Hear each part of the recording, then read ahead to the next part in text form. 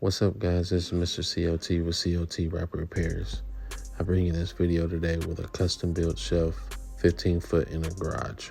Here's a quick review of the final results. Let's get into this build.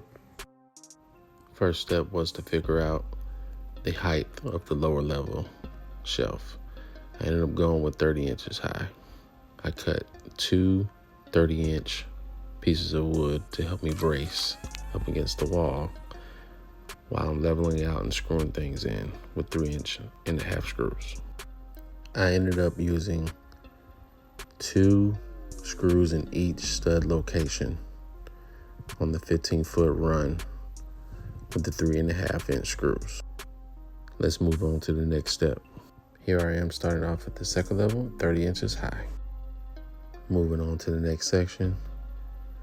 Anytime you're screwing beside an outlet, you need to make sure you check for AC power and always know whatever side the stud is on is typically where the wire is going to be ran inside the wall.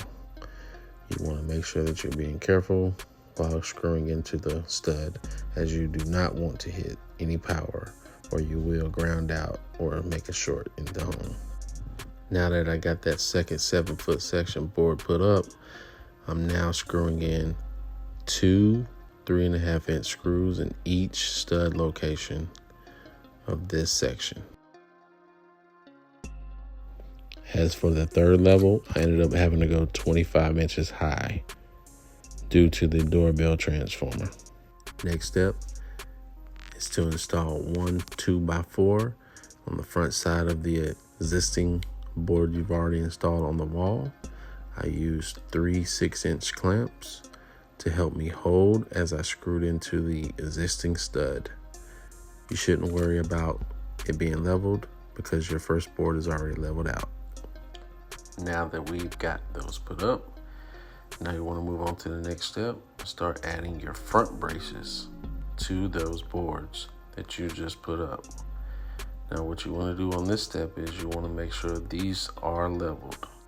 During this step, I went ahead and used 2.5-inch screws, as you don't want your screws going all the way through the back side, just to make it look a little cleaner, you know what I mean?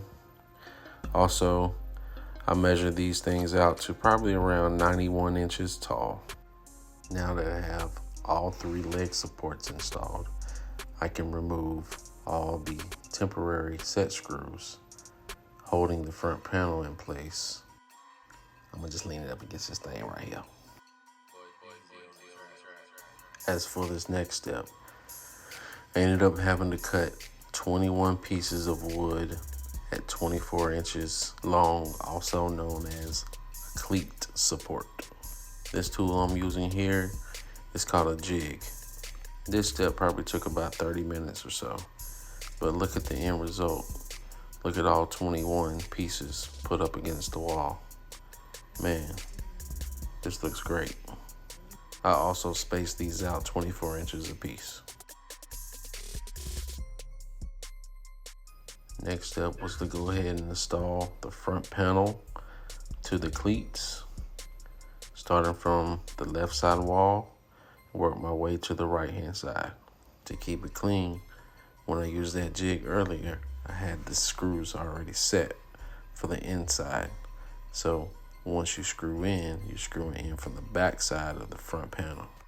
Once I got the front panel installed, I went ahead and added 3 more cleats to the side of it. As you can tell on the right hand side, it looks a lot cleaner with that added on. With this next step, I had 6 pieces of OSB board, or you want to call it plywood, at 3/8 thick. I went ahead and cut those down to 37 inches wide and about 8 foot long on the first run, 7 foot long on the second run. And voila, we are finished.